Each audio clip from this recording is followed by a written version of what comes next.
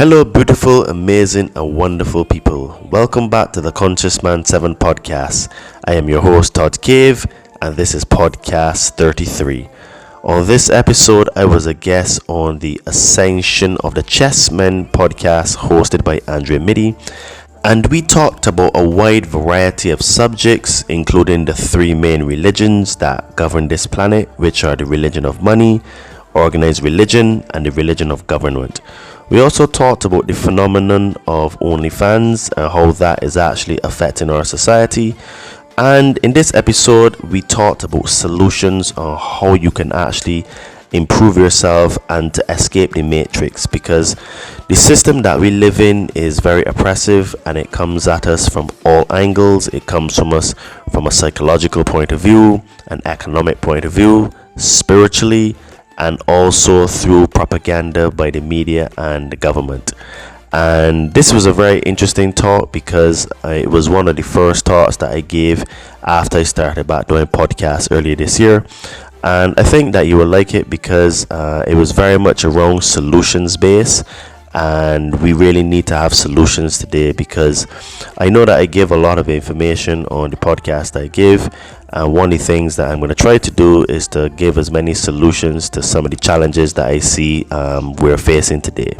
If you are new to this podcast, please don't forget to like, subscribe, and to share, because that helps us to be recommended in the algorithms. If you would like to support this podcast, please check out our merch store on Amazon with the brand Todd and Me. We've got some cool t-shirts, tank tops, hoodies, and sweaters. Link will be in the description of this podcast. And if you're now starting a spiritual journey, you would like to start a spiritual journey, or you're currently on a spiritual journey and you would like some help removing some fears and traumas, please hit me up on my Instagram at Adriano_246, and it will help you to get some magic mushrooms. Enjoy the show and stay tuned, because we have some more great content coming soon. When truth is blurred by lies and misinformation, perception becomes reality. What will you perceive your reality to be? Liberate your fears and walk with me. Sit down and meditate. Connect with your soul.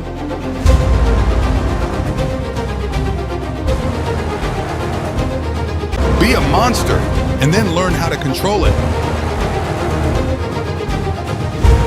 You got to be willing to do the work.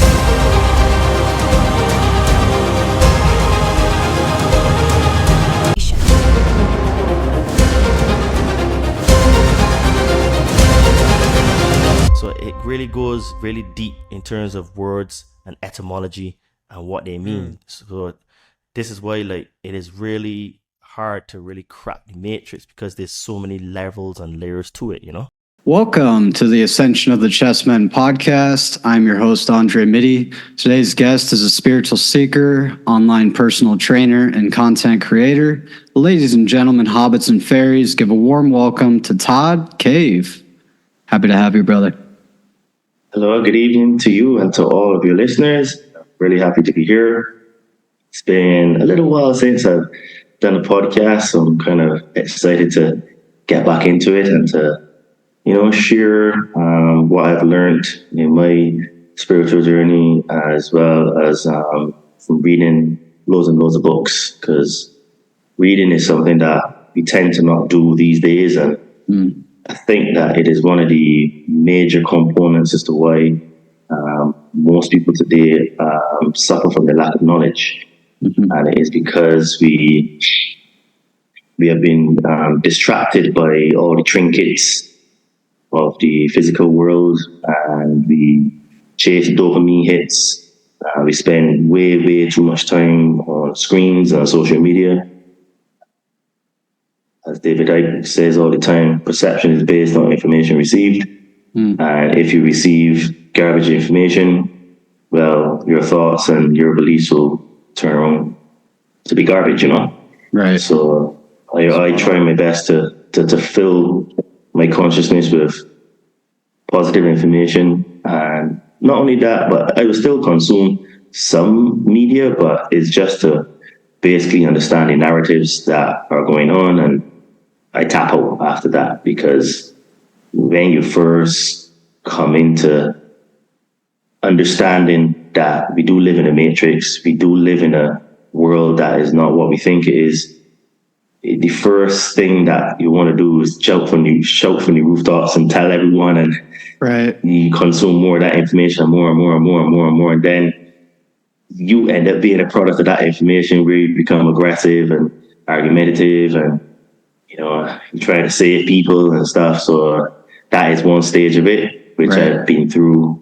like 6 years ago when I first started this journey. So yeah, my point is that we have to be very careful of what the information we consume, the friends we keep, the food we eat, and what we do with ourselves, and our thoughts as well. Thoughts create our beliefs, So all in all, I'm happy to be here and to share things like this, 100%, brother. Happy to have you here. Couldn't have said it better myself to kick this off. Yeah, man. So my first question for every guest is always, for those who aren't familiar, can you explain what it is that you do? And I guess what originally woke you up to realizing maybe this life isn't what you originally thought or were taught? Well, I would say that my journey started when I was really young. Probably from the age of like 10 years old, because my father was always a person that questioned, and he never liked to follow the crowd, and he always used to go against the grain. So like, very briefly on that, when I was about 10 years old, my father started to study Islamic scripture, and he had a Quran in the house, and all the things that he used to be telling me. Well, he used to be reading, he used to be telling me and my sister, but I was the one, because I was the elder, I was the one that tended to pay more attention. So he always has sowed seeds of doubt in my head, and that subsequently kind of instigated me to challenge some of the narratives that they would tell us in Sunday school, which didn't really go down very well because you're questioning. And then fast forward to my adulthood, basically it was just seeing that famous movie, The Zeitgeist, and then also following some of anonymous videos. And then what really, really brought it all together was 7 years ago, I had life-changing surgery on my foot. And basically that caused a series of dominoes in my life to fall. And pretty much everything was that I thought was of value and importance to me was taken away. Money, great career, living life a really good standard. And when it's a standard, like traveling all the time, being able to just do what you want, basically partying, living it up. Oh yeah. Having fun, Right. It's a phase some people never get out of, And basically I was on crutches for 15 months. And what happened is that I kind of like went down that rabbit hole of basically just following all the stuff that would be coming out online, because that was just after Trump had got involved, became president. So there was a lot of information that was coming out as a consequence of him being president, right? And I was just like how I was describing to you in the beginning, where I was just trying to save everybody, tell everyone, shut it from the rooftops, sharing everything on social media. And then what happened, funnily, is that I just kind of got bored of that. And so some things happened to me in my life, and one of my mates gave me 2 books to read. And basically that is what started the process of me reading all of these books. Today I've read probably like 110 books. What were those original 2? It was The Road Less Traveled and The 5 Love Languages. And those 2 books sparked my interest, Yeah. I'm familiar with the second one, not the first one, so I'll have to check those out. Yeah, I would say that anyone that is in a relationship with someone or wants to get in a relationship with someone, and I mean like a serious relationship, The 5 Love Languages is a fantastic book for both parties to read. Right. Reason is that what I learned through my relationships, I should say my past relationships, and from that book, is that both parties communicate differently in how they show their love. So one person could be just physical touch, and the next person can be quality time. But what happens if you're speaking two different love languages?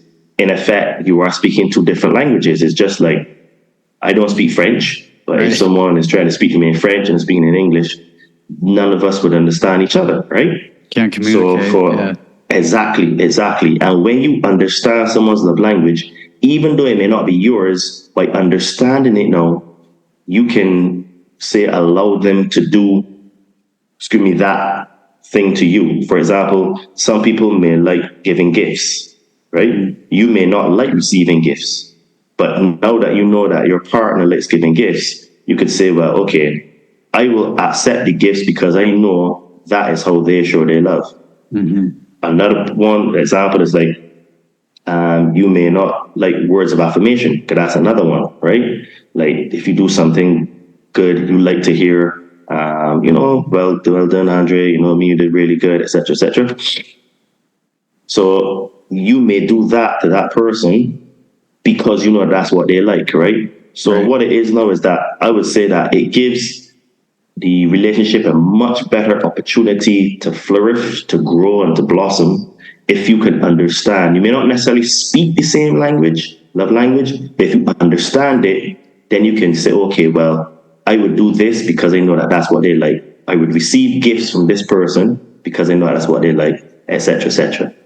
And The Road Less Traveled, another fantastic book. The synopsis that I got from it is that it's all about taking responsibility for your life and for yourself, because we've been taught how to put blame onto other people and to other things and not taking responsibility for what happens to us, because in reality, it is our fault when we excel in something, and it's our fault when we fail at something, Totally. You may not know what you did or why, but at the end of the day, it's still your fault, right? So, Radical those two accountability. Books, correct. So those two books literally opened the door for me to start reading, and then I started down because The Road Less Traveled is semi-spiritual, as well as the 5 love languages. There's some spiritual elements in it. So those elements sparked my interest. So I went full on into looking at the religious books, Yeah. And one thing led to the next, and I just ended up consuming loads of books because I was on crutches for 15 months. For the first 10 months of it, I was just at home. So there was nothing else to do. So I just started consuming loads of information. And because it was like informative information, I kind of like got like a bug and a buzz for it. So I just like kept going. And I was more startled by what I found than anything else. And I was like, okay, maybe this is all BS. And the more I researched, I was like, wow, these things are confirming each other, huh? Right. So it was just kind of like mad for me. So you would say that it started when I was a child, where the seeds of doubt were sown in my head, followed into like the Zeitgeist movie, Anonymous, and then the surgery took everything on steroids in terms of my development and my understanding of the fabrication and how the matrix has been constructed to keep back humanity. Totally, brother. Yeah, I love that aspect of your story, and I've heard you talk about it on other podcasts of kind of like this death and rebirth throughout that process. When you hurt your foot, and I've heard it stated, pain is the greatest teacher, and it sounds like that was a key message or lesson in your story of like that's what made it all come forth for you, and almost made you like see the world completely differently, and like took you out of this like haze or like this past life that you didn't even recognize anymore, and it was like you were seeing with new eyes for the first time. Oh yeah, most definitely. That is pretty much because basically I pretty much died to my old self. Yeah. This is the thing that a lot of people don't understand, because like from my research, the death of Christ is an event that happened, but also there's a lot of allegory in it. Totally. So he dying on the cross is an allegory for the death that we have to go through as well. Mm-hmm. Some may physically die, and some may die to their old self, or to die to what they believed in, what they did, who they were, you know. So you die to that old life. And that is pretty much what happened to me. So there was definitely a death and a rebirth, and there was a resurrection. Again, everyone likes to take everything super literal, and yes, these events are well documented, but the allegorical part of it is what a lot of people miss. Mm-hmm. Because Christ actually came here to show us how to break free of the matrix. Christ in reality was an ascended master, right? And now, people that listen to me a lot would realize that I almost always use the word Christ, because Christ is a consciousness. It is an understanding of that you are God, and God is in you, and you are part of God because he's in you and you're in him. Totally. And the problem is that religion has caused us to focus on the man, the person, the character, instead of the consciousness. Something outside of ourselves. Correct. Because what it is that the word Christ is Latin, came from the Greek word Christos, and the word Christos and Christ, when they translate it to Sanskrit, means Krishna. So Krishna and Christ are the same entity, but when they say the same entity, the same consciousness, right? To be very specific, right? Because they were different physical people, but they had the same consciousness. Right. In actual fact, in the Bhagavad Gita, Krishna describes himself as the Godhead Supreme Personality, right? And when he showed his student Arjuna his true essence, it was too much for Arjuna. He got scared because it was too much light, right? In the beginning, it was like really nice. It's just similar to like how Christ says that, like when you start to wake up and you come into this understanding, it tastes really sweet in the mouth, but when it gets in the stomach, it's very, very bitter. And that is basically what happened to Arjuna. It was really great. It was lovely. The colors, seeing everything. He could see everything and everything. But then Krishna took it to another level where he was like exposed into the true light. And he was like, please don't do that ever again. It made me afraid. So he had to tone it down, right? So this is the thing, is a lot of allegory in a lot of these books. And I try to connect the dots and show people, one, where I got the information from, and two, that it is not what they told us it is.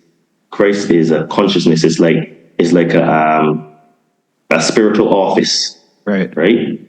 And we all have to work hard to achieve that spiritual office. Isn't it also known to mean the anointed one? Is that Christos, or the Christos oil being risen up the chakras and the Kundalini awakening and all that? Yeah. It is actually the anointing with the prana oil, which is the life source. Right. Or chi. And the Hindus understand very well about the prana. Now, there is a reference in the Bible about the oil, and it is the oil in the lamps story that Christ told about the women, where they filled their lamps with oil.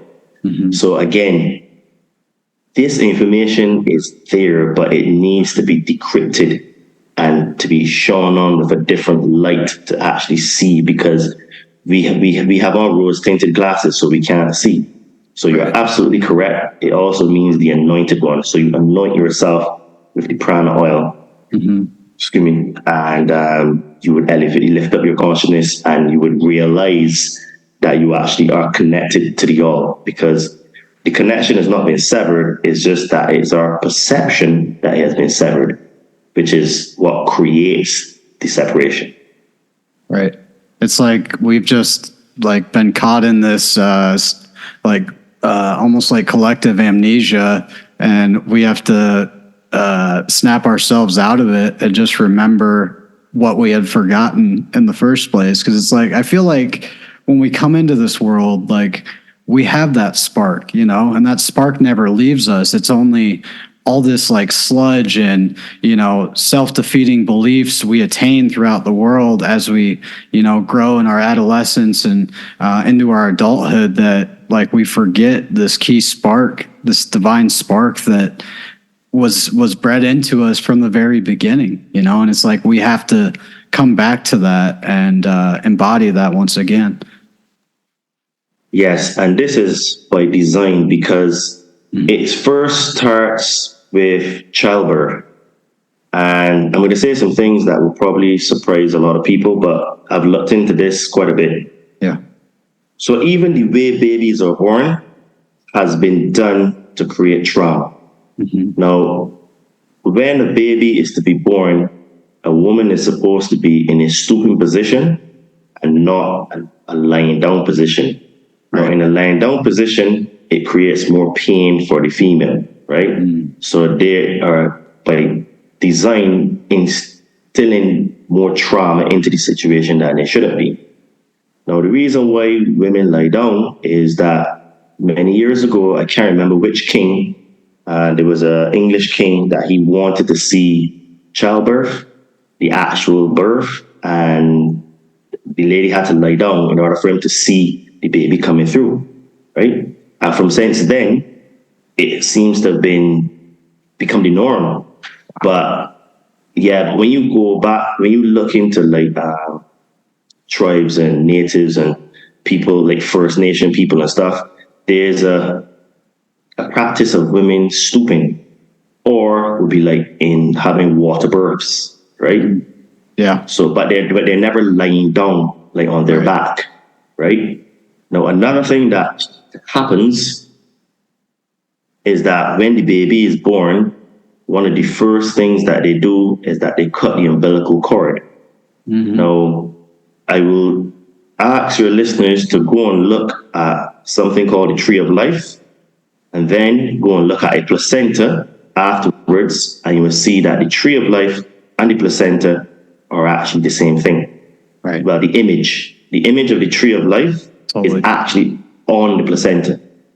Now, the reason why they cut the umbilical cord is because the placenta is what gives the babies all of the antibodies it needs for sickness for their time on Earth, and they're downloading all of the consciousness from the universe, right?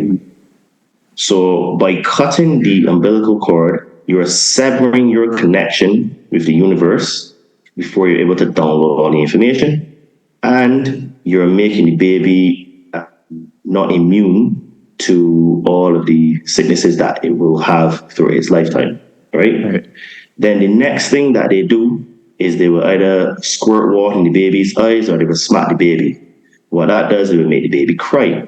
So that's more trauma, right? So, and then also what they do is that not all the time, but in a lot of cases, they take the baby away from the mother for some time, right? So the mother is not able to have the baby immediately, right? So what that does now is that it creates abandonment issues in us, neglect.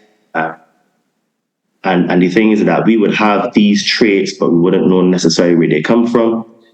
For some of us, it has come from the childbirth, because we were in this nice, warm, cozy place inside our mother's womb, and we came out, and then boom, they freaking cut your umbilical cord, smack you in the bum, squirt something in your eyes, take you away from your mother. You're in this cold room, or well, not saying that's maybe cold, but you're in this room, well, away from your mother. Bright fluorescent lights. Yeah, correct. that's scary for a baby, right? Right. So this imprints the consciousness. So that's your first introduction into this realm, Right. like that. Completely Right. traumatized. Yeah. Completely traumatized. So this is why human beings are full of so much trauma, and sometimes we don't know why, right? And in many cases, it comes from childbirth. So it's pretty much by design that they dumb us down, man. You know, and you're fighting from your back foot all the time to try to overcome, right? And then when you know, as you're growing as a baby, then they start injecting all of these substances into your body, right? And then these substances, well, they're not really doing anything good for you.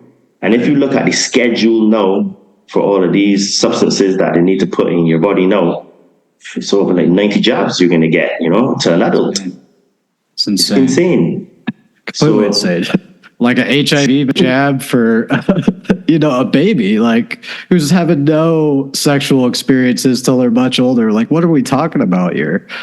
And I would also add like the whole stamping of the foot and the sole of the foot and like what that symbolizes, you know?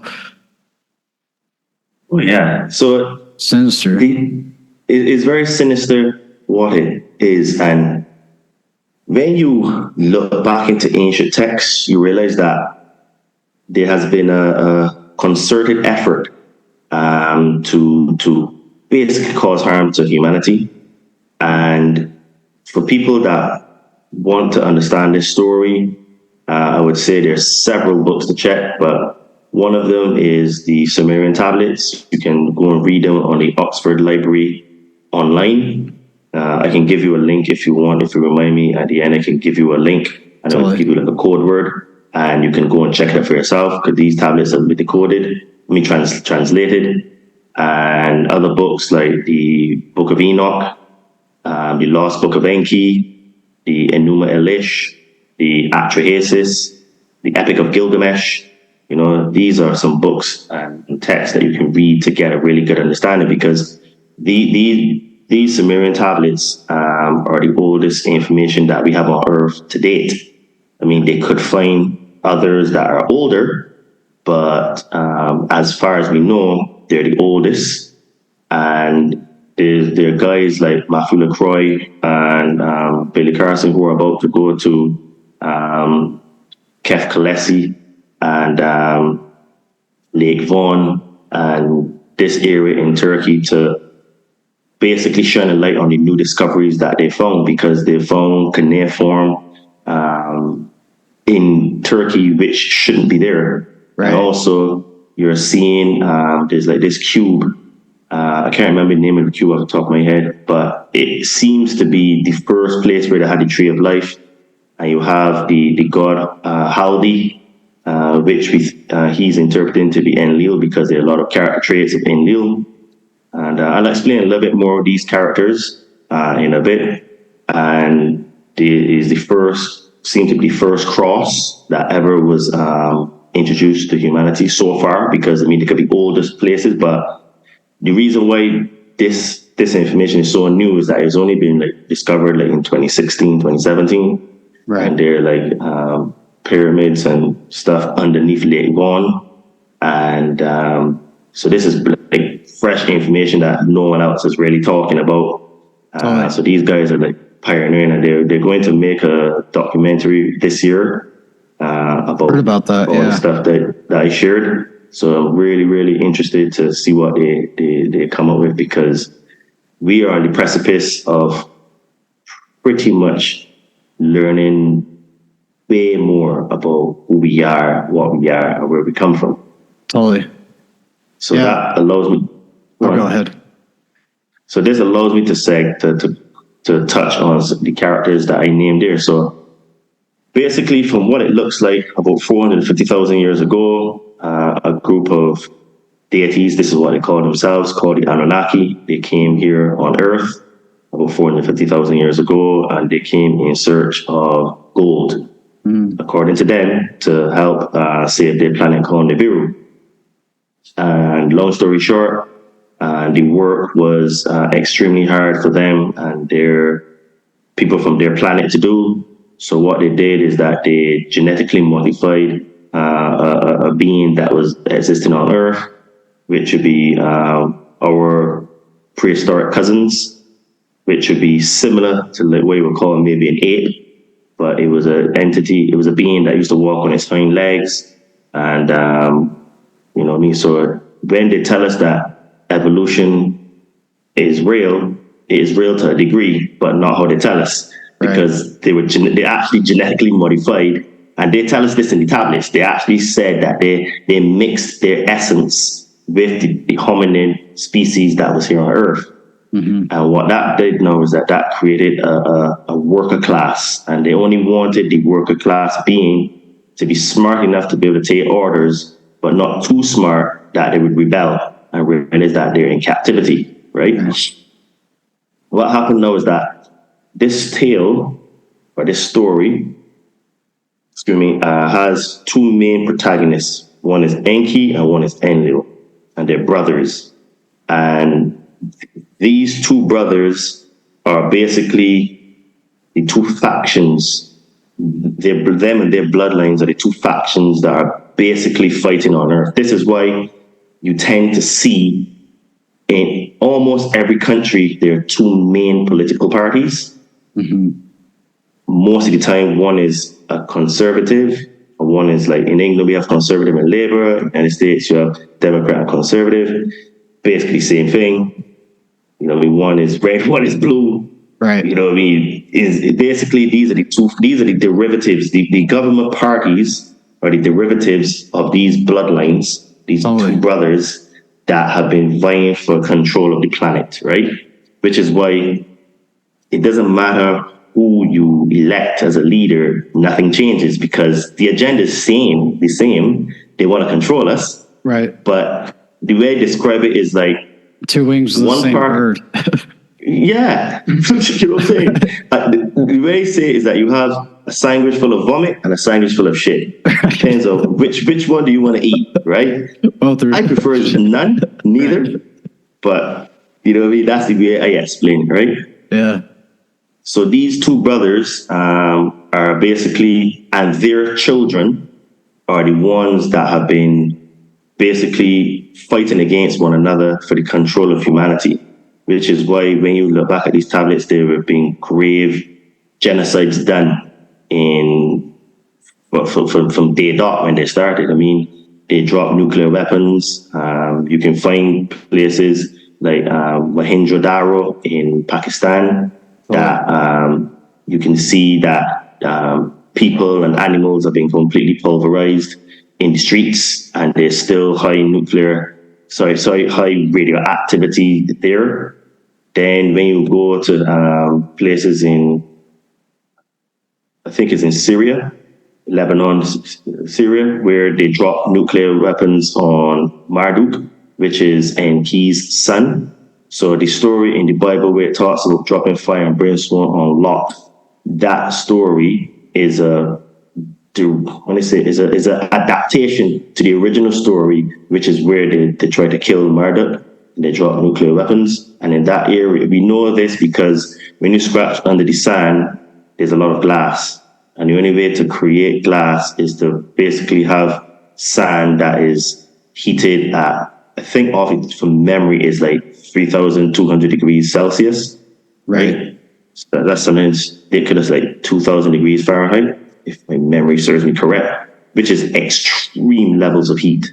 Right? Oh, yeah.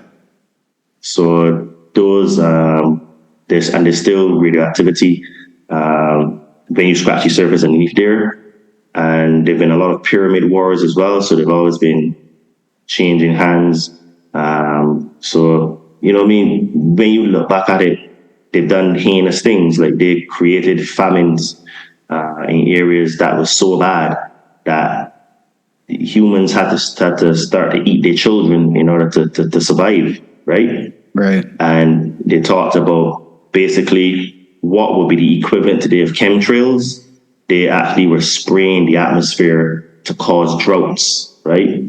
So there's nothing new under the sun. It just looks in a different form. But these things that are happening to us on Earth have happened to us several times. They've tried to kill humanity tons of times, man, you know? Oh, yeah. So, totally, brother. You know, so basically, like, this story is really deep, and it really triggers a lot of people because it causes people to come out of their paradigm and to question what they think they know. And, you know, I mean, can you imagine you just telling people, well, you're actually, in fact, we are the aliens, you know? Right. Everyone's looking for aliens with green heads and stuff, but we are the aliens. We are not native to this planet, right? Right. Because we are descendants of them, and they are not from this planet. So it means by default, we are not from here, right? Right. But we've just forgotten, we've lost our way, we've lost a lot of our spiritual connection to the all, and this is one of the reasons why, I mean, we there's so much debauchery, because it's like, if you think about a straight line, and if you have another line that's supposed to be parallel to it, but it is slightly bent at the bottom, eventually that bend will cause a massive gap to create. And this is what happened to us, where they sowed some small, we should say, deviations inside of our consciousness. And then the gap from where we came from to where we are now has increased exponentially because of time, right? And this is why it is so hard for people to even think it is possible, because you're telling people that you've been genetically modified, and there's a lot of evidence to show this, because science has shown that about 200,000 years ago in our DNA, our telomeres have been capped and chromosome 2 has been fused. Fun fact for you, it actually talks about this genetic modification in the Sumerian tablets. That was about 200 to 250,000 years ago. Right. And they also put a worship gene into us. So this is why some of us are predisposed to just worship like political leaders and to worship some of these like priests and saints and false idols. Yeah, pretty much. Yeah. So this manipulation took place many 100,000 years ago, and you know, we're still seeing the repercussions right. of it, you know? Totally, brother. Yeah, I was going to bring up earlier, like I just recently stumbled on, so the central point of the United States is in right outside of a town called Lebanon, Kansas. And I found that interesting, and they have like this capstone pyramid there. And then I was getting into the Akkadian Empire and Akkad and the Phoenicians, because the Phoenicians were living in modern day Lebanon. So I made the Phoenician connection there. But yeah, because I was studying this group out of Omaha called, because I'm from Lincoln, Nebraska. Omaha's a close town to here, our biggest city in the state. And they have this secret society, if you will, or group adjacent to the Masons called the Knights of Aksar Ben, which is Nebraska backwards. And I was trying to figure out, because they hyphen it to Aksar Ben, and I was trying to decode that, like what was that in reference to? And I was thinking Akhenaten, Seraphim, Ben is in the capstone of a pyramid. That was one interpretation, and then another one was Akkad or Sargon of Akkad Ben. So yeah, it's kind of random, but yeah, it kind of connects in with the Sumerian stuff, because Sumeria came before those guys. Absolutely, and the thing is that civilization actually has spread all over the planet, because there was an elder, I can't remember the tribe, I think off the top of my head it was an elder of the Navajo tribe. I could be wrong, but I think my memory is that. And he had a stone or a tablet that he passed on, I think, to his grandson. And he said that has been passed on for many, many, many years. And on that tablet, it was actually cuneiform, right? So that civilization from Sumeria was spread all over the planet, but we just have lost a lot of the information and some of these stories and stuff, because the Hopi call the people that saved them and took them in the inner earth, the ant people. But the ant people sounds very much like the Anunnaki to me. Right. And then you have the Dogon tribe in Mali. They call the people that saved them the Nomo. And the Nomo they were serpent gods. Right? And then you have like the Aborigines that taught that they were seeded here by the Palladians. Right. So you have people. Correct. You have many different peoples on Earth completely separated. So we just spoke about a tribe in the Americas.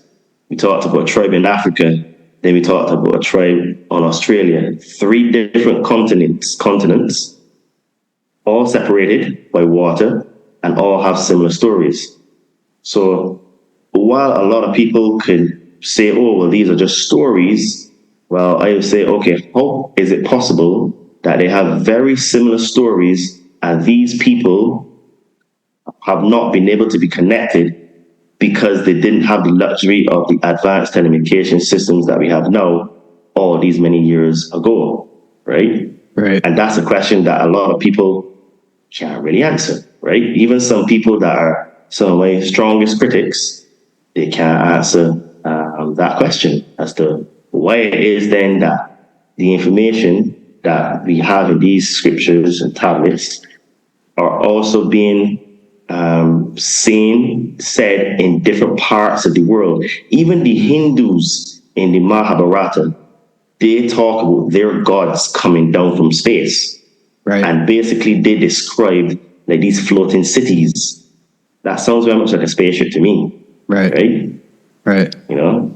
And then even in the book of Ezekiel, in the Bible, the dream that Ezekiel had, basically he's describing an extraterrestrial in a bit of a spaceship, right? So, you know, I mean, there's wild, man. There's a lot of stuff that like just doesn't add up, even if you want to like be the strongest of critics. And the only thing you can come away with is that there's a lot of overlap. So well, and every culture talks about this great deluge, this massive flood. You know, that's common. But I was also going to add, like, when that flood happened, like, you know, the whole story of Noah's Ark in the Bible doesn't make any logical sense when you just pick it apart, kind of like the Jonah and the whale story and that whole thing. But like, if you think about, like, I think it was Sitchin who said they were cloning, or like it had to do with genetics, and they went down on a submarine to survive. So it was a submarine as opposed to this massive ark, which makes a whole lot more sense to me, just logically picking it apart. But yeah, I'm sure you're familiar with that theory. Yeah, I tend to align with the submarine theory because Sitchin talks about the vessel was airtight. Right. So if the vessel was airtight, it means then that it would probably be a submersible vehicle, and they would have to have some sort of advanced breathing respiratory system inside there, right? And some way to feed themselves. Because, you know, and just to show people context, right? There's a mural on one of the lintels in one of the pyramids in Egypt, and you can see what looks like a helicopter, a submarine, and a spaceship. And then there's another one that looks like a nuclear bomb, right? Mm-hmm. So, you know, there's nothing new under the sun. All of the things that we think we've invented, or we're the ones that are the pioneers, it's just the old information coming up, old technology coming to surface, right? Right. Because, fun fact for you, Robert Oppenheimer, who was known to be the creator of the nuclear bomb, he read the information and had the blueprints out of the Mahabharata, and in the Bhagavad Gita is in the Mahabharata, and he took it out the Bhagavad Gita, and he literally said, "Now I have become death." Wow. Right? And that is in the Bhagavad Gita. Yeah. That's like I said, nuclear weapons are not anything new. Because even in the Mahabharata, it talks about a god weapon, a god killing weapon that is completely unstoppable and will kill any god, right? So these are equivalent to nuclear weapons or supersonic weapons as well, right? Most likely laser beams and stuff, because people think that the nuclear weapons are like the most advanced, but they have laser beams. You have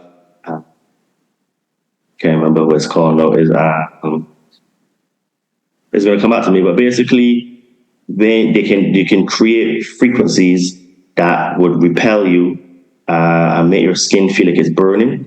And there are certain people, which you probably can't use their names, they have the technology for that. Anti-denial, I think it's called. Anti-service denial or something like that. Can't remember off the top of my head, but basically what it is that it causes the molecules in your body to vibrate so fast that it feels like your skin is burning. It has been tested on crowds to cause crowds to disperse, right? Oh, yeah, I've heard about this. Yeah. I know what you're talking about. Yeah, a certain group of people have it, but, you can't mention their names much because they rule the world, innit? Yeah, I hear that. Yeah, we should be okay. I mean, I try to stay off of YouTube just because I've had a couple videos get pulled and I was just fed up with it. And I like doing audio only for the most part because of all the censorship. Like Apple hasn't been too harsh to me, but I've been fortunate so far. Okay. Yeah. Definitely pressed the envelope the last few years. Well, you always know who are your rulers by those who you can't criticize. Yep. Right? Yep. So I think most people know who and what I'm talking about. I myself, it doesn't matter with the platform, I tend to, because it's easy for people to throw labels at, right? And they just ad hominem attacks. And I always like to tell people, it's better to try to debunk the information and not debunk the person. Right. But we have this thing where we tend to look a lot at the person because the information can't really be attacked, right? Right. So that's what most people do, Well, and this is quite the timing because one of them just passed away yesterday. I don't know if you heard about that. Oh yeah. I heard about that. I mean, like, I think there's something going on with that, man. Like the Pope's sick. He passed away. King Charles just got cancer.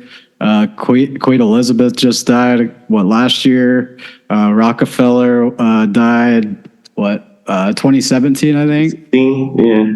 So, yeah. Seems like all in one time, there's a lot of people, a lot of dominoes falling, but we'll see what it entails. We'll see, man.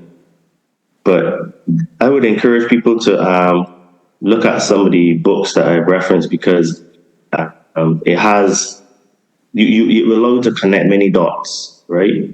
Because as Scripture says, there's nothing new under the sun. Everything that's happening to us has happened before because there have been many, many resets. Now, what is very interesting about this time that we live in is that it appears to be the end of ages, end of cycles, where which is the time that Christ was talking about, where there will be no more, because the imbalance that we have appears to be causing imbalance in the universe itself in general, and is causing a lot of distortion because everything is connected, right? And I mean, when you go on social media now, it's just full of debauchery. It's insane. And I ask myself sometimes, how did we get here? Right? It just seemed like if it just like fast forwarded, like with like on steroids. That communist tiptoe. You know, and what it is now is that you have, talking about communism, you actually have people openly calling for communism now. And I'm like, have people never have you read the books? Jigs. Right. Exactly my thoughts, brother. Yeah. Like, I read the Communist Manifesto about 3 times, and I read it about 3 times because I couldn't believe, like, this is so clear, right? Yep. But I put up a meme yesterday on Instagram, and I had Marxist socialism, then you had National Socialism, then you had liberal socialism. It's all the same thing, just slightly different flavors, right? And it's very sad to see that people just want more communism, you know? Totally. Yeah, I mean, G. Edward Griffin was warning about this stuff like back in the 60s? 60s? Yeah. He was the major feature of that documentary that came out last year that Mickey Willis did. I forget the name of it. I'll put a link in the description, but phenomenal documentary. It's all about the communist takeover going on, and it's pretty obvious once you see like the goals and see what's going on. Just look around, you can see it all playing out. I was shocked at some of the stuff you were saying about what they're feeding our kids in certain school districts around the country, about sexual education at like 5 years old. I'm like, this is insanity. Like, I've heard some of that, but like to the degree you went into detail, I was like completely shocked. Well, this is the thing. What we have in the world now is a sandwich of Brave New World, 1984, and Animal Farm. Right. Animal Farm is pure communism. Brave New World is the debauchery, because Brave New World had sex was really, really promoted to do, like, on a rampant level, where like the girls would be like, wait, you've not had sex with him yet? Well, what are you waiting for? You know what I mean? Like, just have loads of it, right? Right. And then you have the hard boot on your shoulder, 1984. And this is what we have now as a sandwich. Communism mixed with debauchery, with the power and the might of the state. And what it is that they have to demoralize the society. And one of the things is that you have to make us adults think like, if the children can't be saved, then there's no reason to fight. So this is why there's the heavy sexualization of children and the heavy teaching of sex to kids. And I mean, like, I've seen some of these books where this is blatant pornography, where you have like pictures of showing the vagina of a girl and telling you where there's a clitoris in the guise of sex education, and they're telling you that you can play with the clitoris, stimulate it to make you feel good. Like, I mean, even for adults, you'd be thinking, this is a bit like, imagine it's a bit much. Imagine you go on a date with a girl, or a guy with a girl, or a girl with a guy, you know, and you start talking about stuff like that on the first date, right? You can be like, that's a bit. Right. This is a little much. I'm still getting to know you, yeah. Right? And here it is now, you're telling children that take guidance from us adults, because we're supposed to be the smart ones in the room, and we're telling them about all of these things. And by doing that, this is my hypothesis on it, right? And I like to tell people when is my thoughts or how I see it. Mm-hmm. There is going to be a big push to legalize pedophilia, right? Totally.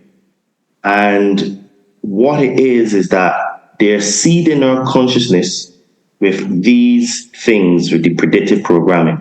Yep. So by putting the children in touch with this information from a very young age, then because they're trying to push for the children to have, they will push for the children to have rights, to have a say if they want to have sex. Because there's this, I don't have to call it a lobby or a group, but I've seen people trying to say that child should be able to have the right to say whether they have sex or not.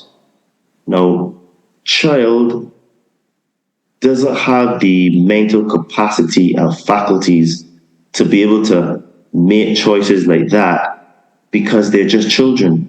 They should be playing with trucks and playing in the grass and digging holes in the ground, making toys. They're still figuring out who they are. Like, their brains aren't even fully developed. And then furthermore, the genitalia isn't mature enough to do these things, especially for girls. You can actually destroy a girl, cause harm. Yeah, huge harm. So it's like, and we're telling our children that it's okay to masturbate and stuff at this young age. It is insanity. And my hypothesis is that by sowing our seed, our consciousness with these types of seeds, they're going to drip feed to legalize pedophilia. And this is my hunch. I have no proof of this, but this is why I see tea leaves. This Jeffrey Epstein situation is much bigger than people actually realize. The Jeffrey Epstein saga can and will bring down the system once it is uncovered. We have names from all facets of the planet, all facets of humanity in terms of kings, queens, big actors, producers, musicians, politicians. We have everybody. I have seen names like Mohammed bin Salman on this list. I've seen ex-presidents of prime ministers of Israel, people like Benjamin Netanyahu who've been on there. Wow. You have the usual suspects, Bill Clinton, Hillary Clinton, all these people, Oprah Winfrey. But all in that black book. Yep, we have presidents of France. We have, because I remember when this first came out, one of the brave people that covered it was Sean from SGT Report. And he dropped some names on there and showed you because some images leaked, right? And for me, Mohammed bin Salman was one of the bigger ones, man. I was like, Jesus. That's, you know what I mean? Even Alan Dershowitz is on there, right? Yep. You know, and this is the same guy that was saying that the government has the right to force inject you with substances that you have no say to go into your body. You understand? Totally.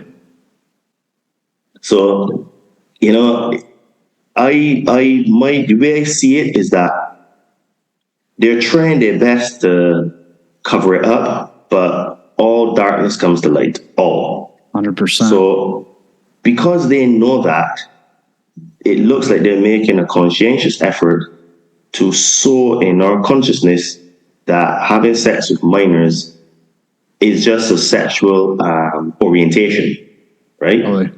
So this is where you have a term called minor attracted adults or something like that. I think that's what it was, minor attracted adults. So this is trying to normalize it. They try to normalize it. We just look at the phenomenon of OnlyFans, right? Now, in all of human history, sex work for women was very much frowned upon, right? Now, some people would say, but it's the oldest profession that ever exists. Okay, that may be so.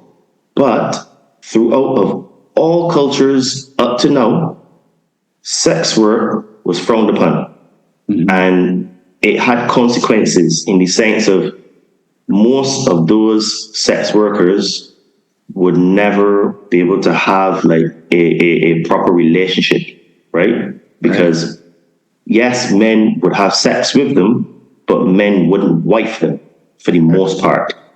For the most part, there are some exceptions to the rule, but in general, men wouldn't marry sex workers, right? Because it brings a whole heap of trauma and drama and stress in a man's life.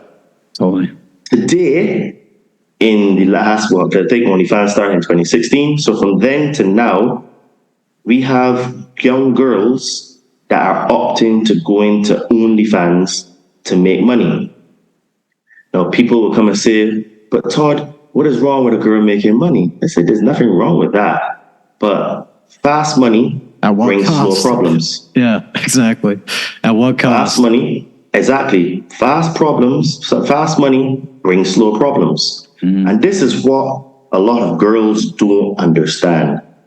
The vast majority of men will not take a sex worker seriously. Whether she's a stripper, OnlyFans girl, an escort, or a hardcore prostitute. It doesn't matter. Men will have sex with them because, let's be honest, men and women are not the same. And men, for the most part, like diversity in women. So men are more physical, right?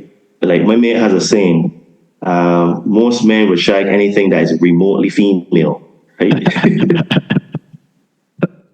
You know me, Rebecca, but that's true, right? Yeah, it's true. Men are a lot more desperate than women are. I think those are the facts that can't be argued with. Yeah, because like you have men that would shag skinny women, fat women, tall women, ugly women. Right. Men, for the most part, they're not that picky, right? Right. I don't know why, but that's just how we are, right? Women have that luxury while men don't, to be more picky. Yeah. Right. Women choose who they have sex with. Men have sex with who they can. Right. Literally. Literally. That's a great way to say it. Yeah. And what men do is that men cast their net very wide, and whoever they catch, for the most part, they will sleep with. Right? Women don't cast nets. Women don't necessarily fish like that, right? So it's a different dynamic, right? And so basically what it is now is that there's this different standard from men to women because it's much easier for women to have sex. Because it is so easy, their chastity should be preserved, because by you having sex with many men and what it means then is that your value goes down, because the value of a woman is her chastity. The value of a man is, can he provide resources and security, right? Because men and women are not the same. So what they're doing now is that the powers that shouldn't be, that are ruling the world, they're trying to create division in between man and women. So what they did is they created a problem where women fought to get equality. But what it is now is that they went to the extreme where women wanted equality in being able to have sex with loads and loads of men and be promiscuous and to do sex work, like if sex work is like a normal job, right? So now you see a lot of girls that have bought into this idea that, just take your clothes off on the internet. But what they don't understand is that once you do that, that's forever, right? You can't untake them off the internet. So the fast money they're getting is creating slow problems. So what it is now is that I am seeing that there is a huge percentage of girls today and women that are actually single. And this is by design, because it means that the species is not procreating. This is why there's a study that showed that in the next 10 years, 50% of women between the ages of 25 and 40 will be single and or childless or both. Wow. Right? And I would even put in another statistic that they will be single mothers. Right? And this is not very good for us, because as a species, we're not producing enough children. And what it is now is that as people are living longer, then if you don't have children coming up, then it's going to put loads of strain onto the system. This is by design. This is why the pandemic was created, because a lot of people died as a consequence of the pandemic. Right. And because of it, because we know now that these jabs were not what they say they were, and they actually caused more harm and 100%. yeah, more harm to the people that took these jabs, right? I mean, like in England, the ONS, the Office of National Statistics, I think from memory, there is over 100 cases of secondary effects, side effects, sorry. Adverse reactions. Yeah. Adverse reactions, that's it. 1 million. That's 1 million Insane. people. It's insane. And that's just what's been documented, right? So everything is connected. Yep. The debauchery that's going on, the rise in OnlyFans, jabs, the poisoning of the food, the sexualization of our children, right? The teaching of garbage in our schools, because in reality, when children leave school, they don't have any life skills. Like, I was recently talking to this girl. I said to her, well, you know, when I have children, I'm not sending them to school. She was like, why? I said, because schools are public indoctrination camps. She says, why do you say that? I says, well, okay, if we want to be objective about it, when children leave school today, they have no life skills. They don't know how to balance a budget. They don't know the difference between credit and debits on their bank statement. They don't know how to read a bank statement. They don't know that if they get a credit card that you have to pay it back. Right. They don't know how Super to high cook. interest rates. Yeah. You know what I'm saying? They don't know how to cook. They don't know how to make anything with their hands. How to do their taxes. Yeah, just basic life skills. Basic life skills, right? You know, this is one that is pretty big as well. They don't know how to attend interviews, right? Now, if you go to school, the objective is to get a job. But okay, to get the job, you need to have an interview. But if you're not taught screaming how to do interviews, then you're going to remain unemployed for a very long time because you don't have the skill on how to self-sabotage yourself. Yeah. Sure that you're the best candidate for the job, right? Right. Because you could have all this stuff on paper, but you go to the interview and you give off a weird vibe, and the employer is like, you have it on paper, but you don't think you're going to fit in here, right? So you just won't get a job, right? So even the skills for interviews, we don't know, right? And this is all by design to make us more stupid. 100%. Then they put all these screens in our hands. Yep, and say, go get in debt, go to school, figure out what you're going to do later. Yeah, so what we're doing is we're chasing the dopamine hits on social media, right? Like, I remember, this is when I was working at my second last job. There was this new girl that was sitting next to me. This is no exaggeration. She touched her phone every minute. Yikes. No exaggeration. Dude, I had to look at it. It's creepy. Just to check to see if she was getting a notification. She would always touch it to wake up the phone. And I had to ask myself, wait, am I seeing right? So I nudged my colleague next to me. I said, dude, tell me I'm not seeing it right. I said, bro. I said, that's weird. I mean, you're supposed to be at work. That's where we're at now. Yeah. Every minute, she would touch her phone to see she had a notification. And this is where we're at now, right? Yeah. So people live in, well, this is what I say. I say that social media is the matrix. Right. We live in a matrix, but I think social media is the matrix because totally people base their lives on social media. I remember there was this girl once that I was trying to like, and she said to me, all I want to do is put my entire life on Instagram. And I looked at her. I didn't know how to reply to her. All I said was, okay. You got to live it too. I did an exit stage right. You know what I'm saying? Because like, this one's over. Thanks for letting me know now, though, right? This was like 6 years ago, right? Yeah. Subsequently, she's gone on to get married and have a child. I checked in on her feed like 2 years ago. Everything about her life is on Instagram. And I'm like, wow.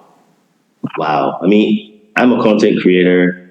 You know, I make videos. I do walk and talk videos. I tell people a little bit about myself, but I don't tell people, oh, well, I had this to eat today, and you know what I mean, I did that today, and like, who cares about what I do? I try to just teach, inform, and educate people how to get in shape, how to improve their mindset, how to break free from the matrix.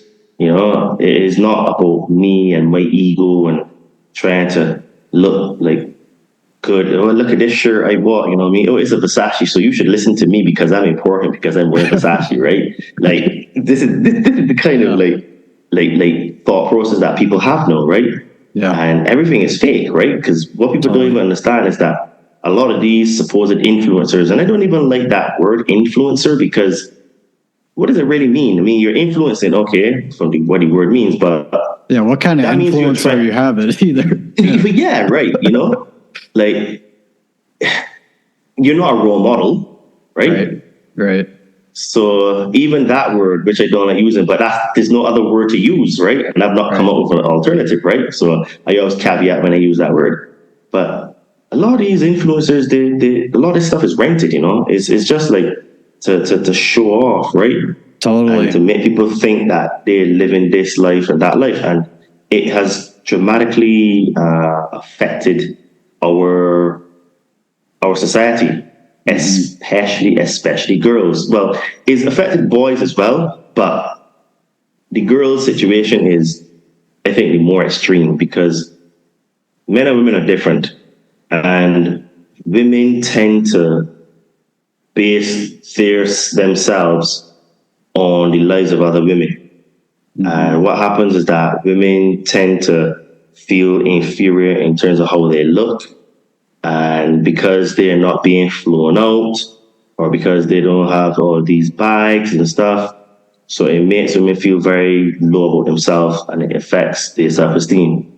So to remedy that, they tend to put more and more provocative and extreme sort of like content on there. What happens is that, say a girl uploads a photo today, video, whatever, so she gets 400 likes. If tomorrow she only gets 100, she's deleting that post, you know, that only got 100. Yep. Right? Because that's not up to scratch. And her validation comes from the amount of likes and comments she has. And, oh, you're so beautiful. I want to marry you. This and that, third. And then that encourages the girls to go and do the OnlyFans stuff. Then on the flip side, with the guys, it's made men very soft. Yep. Men don't even know how to approach girls in person. Men are very weird now. Yep. They're out of shape. They're simps, you know, and like playing video games. Eating loads of Cheetos. You know what I mean? A sex doll as a girlfriend now. You know what I'm saying? Ridiculous. So it's like men have become really, really soft, right? And because of that, our society has become very soft, because weak men create hard times. Yeah. Now, weak men are the ones that cause the society to become what it is, right? So I would say that, in my humble opinion, I think the major problem we have in the world is that we have a lack of strong men that stand for something, that will put down their foot and say, no, you're not doing this to our children. You're not giving us jabs. You're not doing this. You're not doing that, right? But it's been a concerted effort, because when you actually look at the how they've done it, they have started to poison our food many years ago. That has reduced the amount of testosterone that that men have. And from memory, testosterone has gone down about at least 50%. That's bad. In the last 30 years, 40 years, something like that. Right. So what it is now is that we're having a lot of feminized men, right? With the microplastics and all this stuff in the food. And testosterone is what makes men men. Without testosterone, we're soft. We have no self-confidence. Right. So what it is now is that because you weaken the men, it's not the female's job to protect the family. It's not the female's job to stand up against tyranny. It's the man's job. Right. But if you have no men, then the women are forced to try to step up. But women are not physically able to go against men that are doing the oppression, right? Men need to stand up against other men to do the oppression. Yeah. So it has been a very clever plan that they've had to weaken our society, even with GMO foods, all the sugars and the salts. If people, okay, just a classic one for you. Anyone listening to this, just to prove my point, go and look at normal table salt. Just normal table salt. Go and look at it in the supermarket or look at it in your kitchen. And you will see that there are all of these chemicals inside it to make table salt. So all of these chemicals are what help lower your metabolism, and it also taxes your hypothalamus. And this is what helps to make you fat, because the hypothalamus regulates the hormones in the body. So the hormones become out of sync. And this is through the food. So this is why one of my other passions is fitness and health, because you are what you eat. And when you look at the food, we have a lot of fake foods on the planet, and you have to look and see what is in your food. I mean, okay, how should I put this? You can do your best to avoid as much as possible, but the way things are set up, unless you are growing literally every single ingredient for all the food you eat, you will have some exposure to it.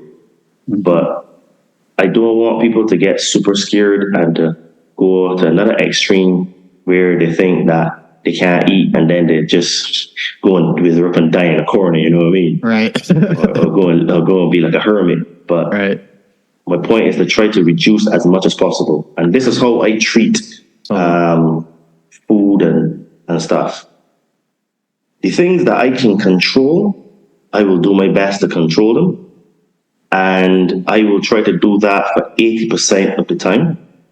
And then the other 20% of the time, it will be, do some pizza here and there. If you want to eat a burger, fries, etc. But if you try to do it 80% of the time, because 80 is bigger than 20, it means you stand a much better chance to live a healthy life and to be in shape. But if you have it 80% of the time that are eating crap, then that's going to significantly affect you. So you need to make a switch. It's like 80% of your mindset is what gives you the results in your life. So the 80-20 rule is a very good rule to follow. Is what I teach the people that I coach, and is what I practice as well, So always read the labels. Things to stay away from are MSG, canola oil, all vegetable oils, all seed oils, stay away from. So I'm going to give people some hacks today, because I'm very much in a solutions frame now in terms of food. So this is some good hacks here now. Get a very good frying pan. And the reason for that is that when you want to heat your food, you're going to heat your food in a frying pan, unless it is like a dish that's like a pastry that you use in the oven. Reason for that is that if you get not the Teflon non-stick, you get the other type of non-stick, right? And you use a wooden spatula or a silicone spatula. When you want to, and what you can do is that when you want to cook your food, you can fry your food. And what you use is organic coconut oil. Now, the reason why I say to start with a good frying pan is because coconut oil is expensive. And what you would do is that you would use a very small amount to cook with. Because it's a good quality pan, it means that your coconut oil will last a long time, right? And what it means now is that you don't need a lot. So this is a hack where you can eat good quality food, and also you reduce the cost of it by investing in a good frying pan. Like, I got a very good frying pan that I've had for 2 years now, and it costed me like, see, $50 25 pounds. So that's like in dollars, that's maybe like 30 somebody dollars. Right. Yeah. It's 2 one-time years. investment. Correct. And then now, like the coconut oil that I buy, it cost me about £7. So that's about $10. And it lasts me 2 months. Right? Simply because you don't need a lot. Right. So, and also oil and fat is very good for the body, because oil is important for women because that helps for estrogen, which is important for a woman. For men, oil is a base for testosterone, right? Which is important for men. Right. So you can actually have fried food every day and it will have no effect on the body because you're putting good fats into the body and you're not spending a ton of money. So all the stir fries that you like, you can do it now by having different ingredients. So it must be organic coconut oil, right? Or you can use something like ghee, but ghee is a little bit more expensive. I tend to like coconut oil because it has a better flavor. Now, do not, and I repeat, do not use olive oil to fry with. Olive oil to fry is bad. It burns the oil, and it can be carcinogenic. It can be. So, because it's a very light oil, right? Olive oil is fantastic on salads because you're eating it in its raw form. All these chefs you see cooking with is BS. It's not healthy. Salads, very good. Frying, no. Now, if you want to fry olive oil, you can mix it with a heavier oil like coconut oil, and it will protect the olive oil so it wouldn't fry, especially if you like the taste. Okay, mix it with some coconut oil to make it denser, and it will protect the oil. The other thing is you need to eat whole grain foods. So organic as much as possible, but whole grain foods would be like things like broccoli, spinach, asparagus, beets, vegetables. Again, you can stir fry all of these things in the good quality frying pan that you got in your coconut oil. You can eat it. Doesn't take an extremely long time, right? Another thing as well is your sources of protein. So what it is now is that we actually eat imbalanced, and in most places that I've visited, they have the protein to carbohydrates levels in balance, where they have a massive plate of rice or pasta or potato and a small bit of protein. You flip that. You make your diet. It depends on what you want to do, but I would say a good number is 35%. Me, I tend to be higher levels. I tend to be like 45%, but that's because I do heavy calisthenics and heavyweight training, so I have higher levels of protein. But to keep it simple for Bob the Builder, 35% protein, and then you can have your carbs. Now, if you like fries, again, you fry them in the coconut oil, right? Or you can, if you want to stretch it because it's expensive, you can use olive oil, but use the coconut oil to make it denser so it wouldn't burn. And you can still eat that. That's not unhealthy. You understand? So then now, if you cut out your seed oils and you're eating more whole grain foods, other things that you can have are like whole roll oats, right? These are things that you get for your carbohydrates. So for your cereal, because things like Kellogg's and Frosted Flakes and Cheerios, crap. Throw those away.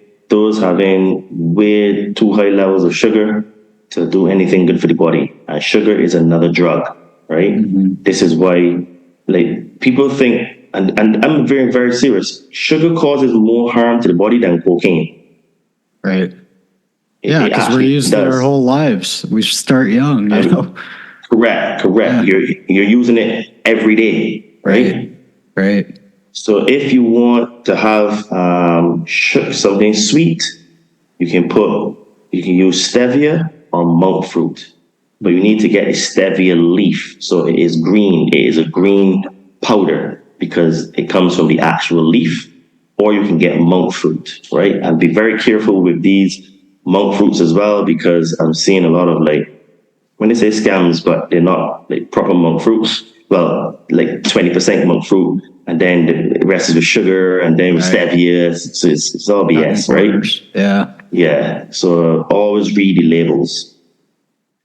And then if you're looking for snacks, look for sugar-free, and also look at things that don't have an MSG.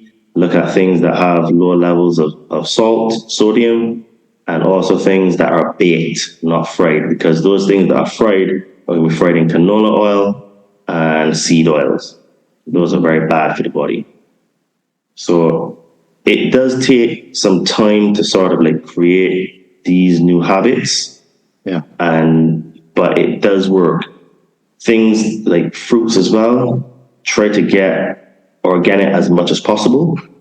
No, it's not always possible, but do your best. And again, if you can't, don't like go in a corner and cry and get depressed because you can't get it. You know what I mean? It's just something that you can't get now, and look for other source until you can get it, right? Right. So you try to have balance and control things as much as possible in your sphere of influence, because what it is that the food is what makes you.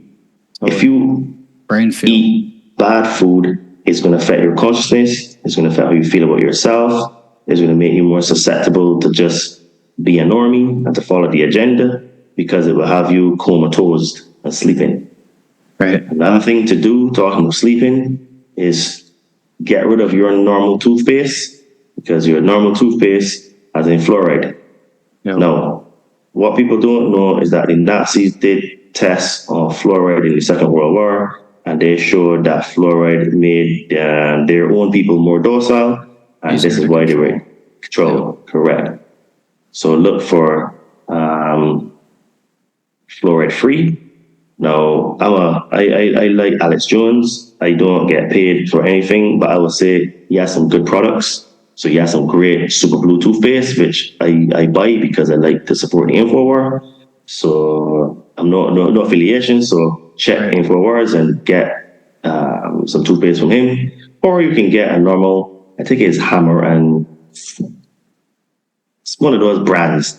Yeah, there's a lot of good ones. There's a lot of ones, you know what I mean? Over the years. You used to be able to never find anything. Or there was like two options, you know, but it's grown a lot. Yeah, it's grown a lot, right? And they're still pushing it at the dentist every time you go, you know. You want fluoride today? Yeah, I wonder why. Tap water too, yep. Yeah. So, you know, try to, you know, if you can't, like, get filters, boil your water and drink boiled water. You know what I'm saying? Yeah. Because, I mean, and again, you can try to be extreme with this thing, and some people have seen it consume them, but, you know, just use a bit of, you know, give and take. You know, the things that you can definitely change and do that, and the other things, don't worry about it, because you give your best. Because the only way to get away from everything is to literally go and be a hermit, live in the jungle, grow every single thing, grow all your animals, kill them yourself. So, you know what I mean? So, because we tend to seem to operate in extremes in this realm now. So I'm trying to give people some decent solutions, and also start to get into shape. Now, getting into shape is going to become very, very important as time goes on, because you may have to be just fit enough to run away from situations. Right. You know, You may, as a man, you may actually have to be physically strong to fight off intruders and protect your family, right? So both sexes need to be fit enough to be able to run away, or if they have to, fight off intruders. Learning a martial arts, whether it is Muay Thai, Jiu-Jitsu, Wing Chun, kickboxing, boxing, whatever. Learn some sort of self-defense martial arts, because at the end of the day, again, there's going to come a time where we may have to defend yourself. Totally. For y'all listeners that are in the United States, because you're fortunate, you have the Second Amendment, learn to operate a firearm for defensive purposes, because there may come a time where you may have to defend your family, whether you're a male or a female. If you're competent with a firearm, it means you can give yourself a chance to you can rely upon in time of danger. Yeah, correct. Right, because you know what I mean. It's all about protection of self, and then in terms of like on the economic side, I would say learn about cryptocurrency. Is not going away anytime soon. And with what's happening now with money, it will become important in the future. The only Achilles heel to cryptocurrency is if they shut down the internet. But if they shut down the internet, we have bigger fish to fry than losing crypto, because our entire civilization depends on the internet now. And if it goes down, heating, water, electric. Yeah, that's my whole argument with that is like, okay, if everything goes down, dude, crypto, regular money, and gold ain't going to be worth shit. Because it's like in a survivalist like world like that, like money's useless. You know, you're trading like food and tools, you know, like tools, you know what I mean? We're doing barter, like, okay, I'll mow your lawn if you give me like a couple slices of bread or whatever, you know what I'm saying? So again, I always say, you don't be extreme about any of these things. Do what you can and don't worry about what you can't. And learn about cryptocurrency. Find people that, you know what I mean, can teach you, or you can teach yourself, because there are a lot of smart young people out there that can teach themselves about cryptocurrency if they actually just go and spend half a day on the internet. They would understand how it works. And you brought up precious metals as well, gold and silver. Get those. And basically those things, and then they'll look at reading books, because you need to educate yourself about what's going on. Because you need to be able to watch the news to be informed about the narratives, but you don't want to watch too much news so that you're misinformed. So if you just watch enough just to understand the narratives, what's going on, where they're pushing at, and then shut it off, and then read books, listen to podcasts, find mentors to teach you new skills. So you can actually get a mentor to teach you how to trade cryptocurrency. You can get a mentor to teach you how to create a business. You can get a mentor to teach you how to do drop shipping. You know what I mean? Whatever you take your fancy, find someone to learn from, because all of these things are improvement of the self. And it's not just one thing, because you find that, for example, in the spiritual community, you find people that are only just focused on improving spiritually. Now, improving spiritually is absolutely great, right? But it's not going to teach you how to shoot a firearm, and it's not going to get your body fit, right? To be able to fight off an intruder, right? Or to give you the speed to run away, you know, because you've got good cardiovascular, you know, to do that. And then you have people that are only into just getting the body fit, but they don't read books, they don't understand consciousness, and they have zero spirituality. So, the last part of this, correct. Balance is key, because you are a mind, body, spirit complex. I need to work on all three aspects of you, which is the mind, the body, and the spirit. And this is why I do what I do, how I coach, how I teach people to get into shape, because I understand the mental aspect and mindset is very important.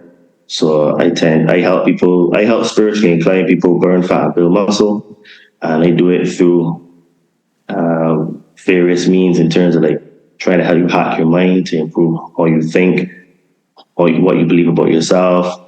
Because I remember I was coaching this girl, and it's mad, right? Because she used to tell me, "Oh, her English is really bad." Mm-hmm. And after a while, I had to say to her, "But okay, so you say your English is really bad?" She says, "Yes." I said, "But okay, do you have a job?" She said, "Yes." I said, "Okay, what language do you use when you're at work?" English. Okay. So, what do you do for your job? She said, "Well, I have to talk to suppliers, send loads of emails, stuff like that." I said, "Oh, okay, that's interesting. So, has anyone ever said to you that your English is bad?" "No." I said, "Okay. Has your boss ever told you anything?" "No." "Has your English ability ever affected you in what you do in your job?" "No." I said, "Okay, that's interesting. So tell me again. Right. You say your English is bad?" And she stopped. She paused. She thought about it, and then she was like, "Well, I guess." I said, "What do you guess?" She said, "Well, it can't be that bad." I said, "Okay, but this is what you believe about yourself. Right. So you're going to create that reality. So in your head, if you think and believe that your English is bad, it means then that your English could become bad because you're self-sabotaging mentally. Yep. So you were actually hindering your progress to probably improving it. Mm-hmm. So instead of saying that I am bad at English, you should say I am improving at English." Mm-hmm. That's a much more positive statement to make, right? And it means then that you have infinite, endless possibilities to improve, right? You're giving yourself a chance. Correct. So these are the little tactics that I use in my coaching, because getting in shape is a lot more than people think. There's a lot to do with what you think about yourself, because what happens is that if you think negatively about yourself, you will self-sabotage. So you may be getting in great shape, and I've seen this many times. I remember I was coaching this girl. She started, after like 3 months, her transformation was amazing. And then she just ghosted me. But I remember when I look back at our messages, I didn't pick it up at the time, but it's only afterwards. She actually was saying, "Well, I'm not even sure if I can do this," right? And maybe I'm going to give up.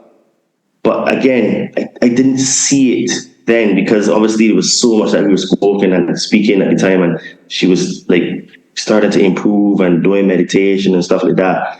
And then basically what happened is that the self-sabotage kicked in, because she had never gotten into that great of a shape before. And it was like the subconscious was like, no, you need to confirm that you're not good enough and you're going to fail. So we're going to make you fail. And she ended up failing. Because I know that she went back doing all the things that she stopped doing, right? Because of the self-sabotage, That's where it all starts. How we talk to ourselves. Yeah. Yep. We're our own worst enemy or our own greatest hero. Facts. Yeah. So it's so much to do in terms of self-development, how to get up the matrix, understanding. You don't have to understand every single thing that I understand, but you need to be able to understand roughly, these are the main things. You're being lied to.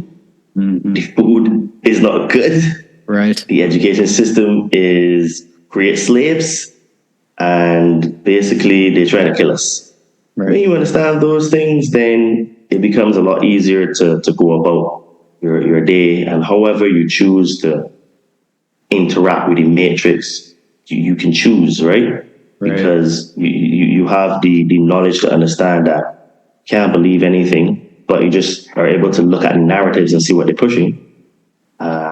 Because what I do see is that we will have aliens on Earth, whether it is a fake alien invasion or real alien invasion. Either or, there's going to be something to do with extraterrestrials. Oh, yeah. Fake or real. Right. Or both. They've been Who teasing knows? us for a minute now. It's really like, ramped up these last few years. Yeah. Well, They're think prepping about us. it. They actually admitted that extraterrestrials are real, Right. and no one cared. Right. No one even batted an eye. No one even was like, Yep. It's just on to the next thing. Yep. yeah, next psyop, next distraction, you know? Like Sam Tripoli says, it's that goldfish mentality. You know, we only see what's right in front of us. In front of us. We forgot what was 5 minutes ago. Yeah. And they can come back and say that, hey, we did tell you, but you just didn't really take notice. And Right. this is very much how the Matrix is run. And they use something called Hegelian dialect, which is the revelation of the method, problem, reaction, solution. Yep. So what they would do is that they would tell you the truth in the movies, and they would tell you sometimes the truth in the media, but then the vast majority of it is lies, and they tend to put more focus on the lies. So what this allows them to do is to say, well, hey, Todd, we did tell you aliens were real, you know, but you just never believed it. Right. So it's not our fault. We told you. And this is what happens, right? Right. Because if you actually look at it well, they tell us the truth in the movies and the lies in school.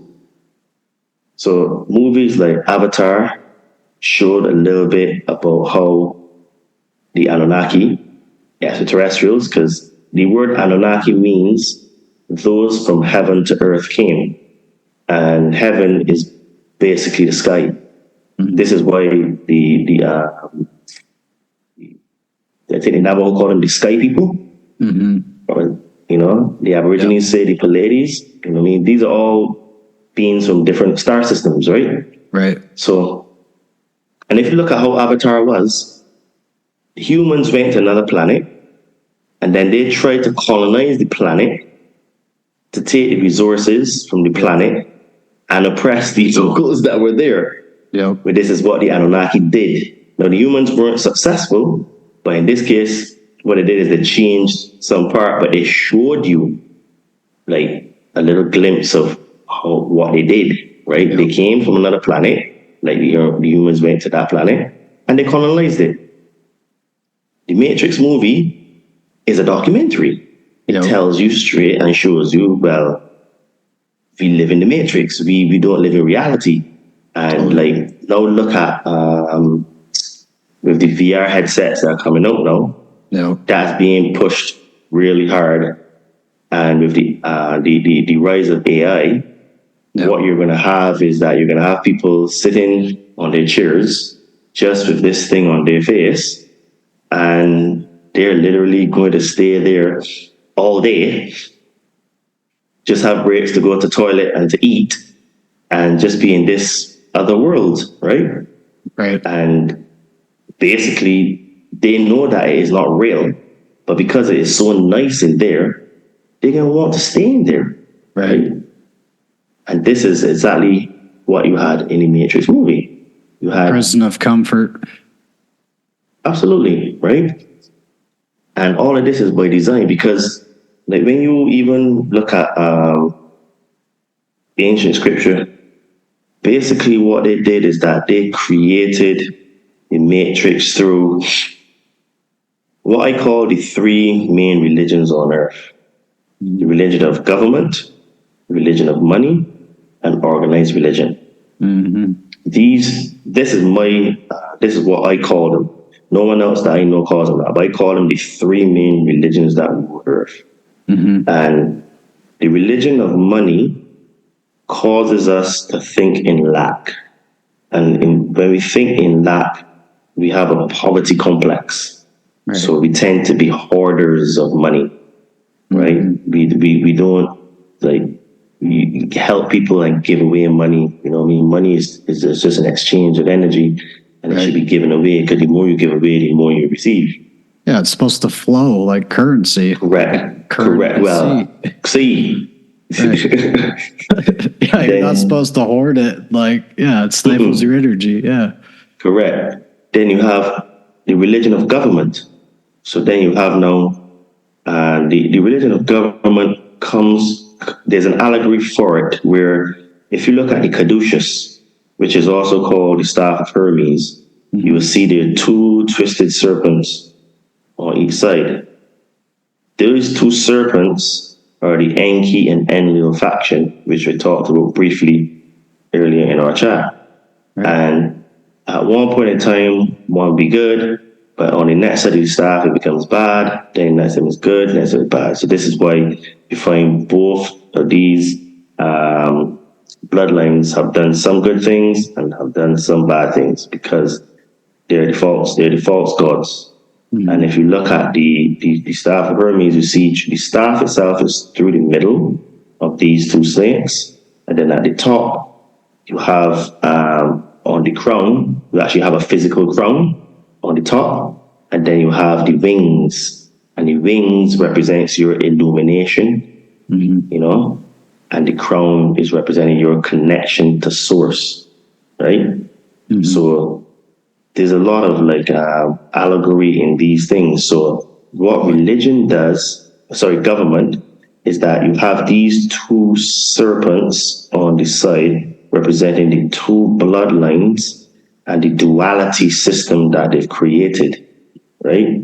So this is why it doesn't matter if you vote red or blue, Labour or Conservative, Democrat or Republican, it doesn't matter.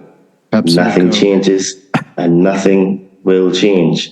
Do you want the sandwich of shit or the sandwich of vomit, right?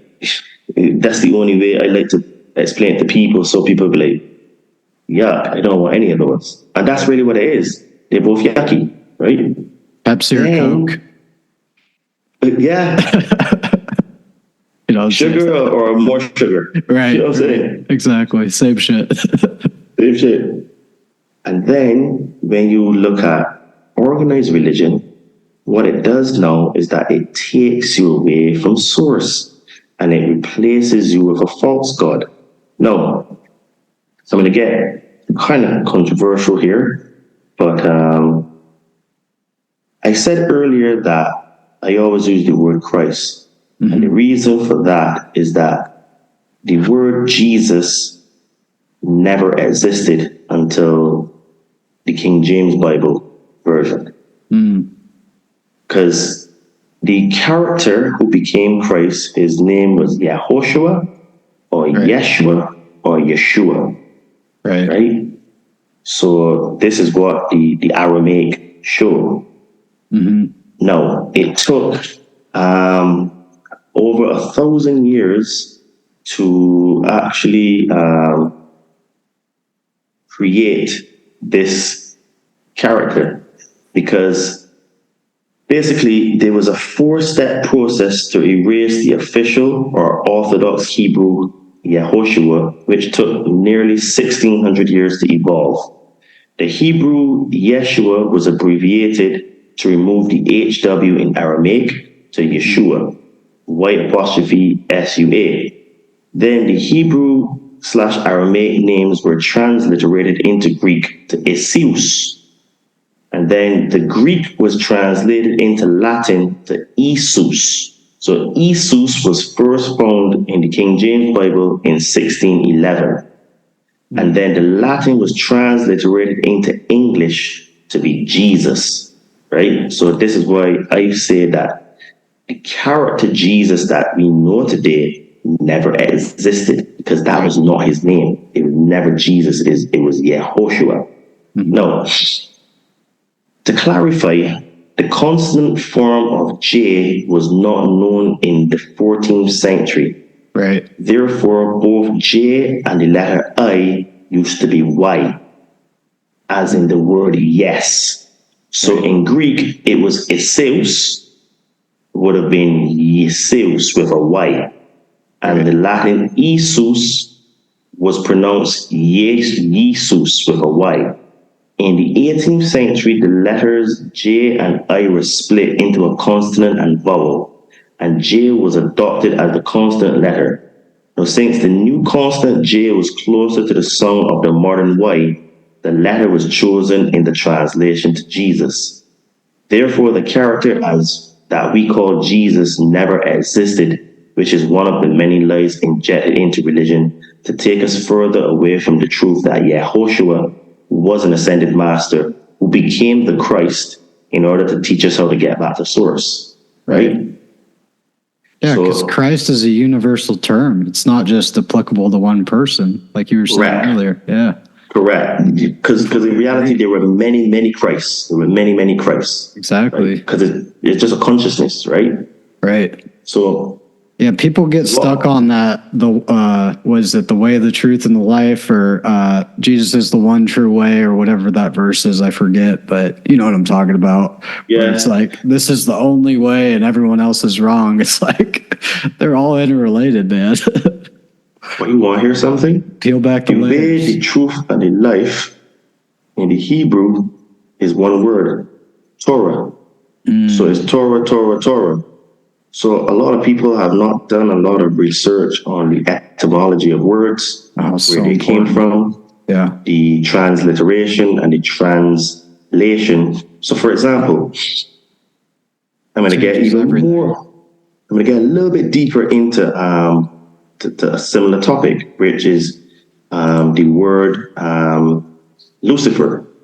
So basically, Lucifer is not what people think it is, because Lucifer actually means the star of the morning, or the morning star. Right. And basically, we know from the Sumerian tablets that Venus did a flyby to Earth. So at one point in time, Venus was the sun, right? Right. So what happened is that the Greek word for Venus was phosphorus. So phosphorus represented the sun at one point, which was Venus, which we know was a sun because it did a flyby many thousand years ago, according to the Sumerian tablets. And phosphorus was translated into Latin, because we went from Greek to Latin, to be Lucifer. But Lucifer simply means the star of the morning, or the morning star, which at one point in time was phosphorus Venus, right? So Venus, phosphorus, Lucifer are really the same word, but because now it's called Lucifer, there is a negative connotation with the word where people think Lucifer is the devil. Right. That is not true. It's just that the word... Correct. It's just like... Yeah, because the sun is the light bearer, isn't it? It's the bearer of light. Literally. Literally, the biggest light in the sky. Yeah. Correct. And even the word Satan is very much misunderstood. The word Satan literally means adversary. Yep. Right? Adversary means your opponent. Right? Right. And all of these Anunnaki gods, Lenville, Enki, Marduk, Nanasin, you know what I mean? All of these were adversaries at a time, right? This is why they were, if you look back at the text, it would sometimes call them the Satans. The Satans are the adversaries. Right. These are the entities against you, right? Right. So what has happened is that religion, especially Christianity, has merged Lucifer, phosphorus, Venus, the sun, the light bearer, with the word Satan to create this sort of image of a devil with spikes on his head, a horn, and a tail, and a pitchfork. Yep. So it is actually not true, because what it is that your adversary is really yourself. Yeah, because it's your opposer. inside of you, right? And it is really, your ego is about conquering your ego, which is what a lot of people don't understand. So my point is that even the supposed devil that lives in hell, that you're going to go and burn forever, is really not what they tell you it is. Right. Because where the word hell came from Hades. In fact, the scripture used to refer to it as Hades. Hades is a lot older than people think, where Hades is the underworld where you would pass through on your passage to get to the other side. Mm-hmm. But again, it was not like a place of burning in hell. It was not a place to that you go and like when you're being really bad. It was just a passage through to get to the other side, to get to a destination, right? But Hades was translated into hell. And before Pope John Paul died, he even admitted that the Catholic Church made it up. Right. They made up hell. Literally, they made it up in order to fear people to come to them for salvation. Yeah, literally. Yeah. But they kept their seats. Bruh. Yeah, they said, pay us to have your sins forgiven. Yeah. Exactly. And think about it. All of those religions have one thing in them as well. Another thing in them as well, money. And this is why in religion, all religions have collection tins either at the beginning, during, or after their service, sermon, whatever it goes on in that place of worship. Because they want your money, because you are, quotation marks, buying your salvation, right? Totally. Dude, I grew up Catholic, and I remember on the envelopes, like, they literally had, like, if you make this much money a month, you need to donate this much to the church. Like, they literally had, like, tables on there of, like, how much money you make, this is how much you got to give. I was, like, blown away. And I was a kid, and I was like, dude, this is fucked up. Like, it's right in our faces. But, yeah, I just wanted to add that to your point. Like, it's right there.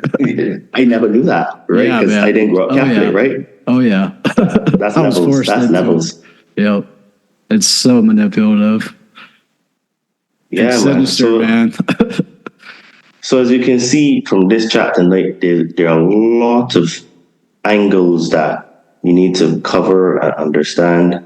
Totally.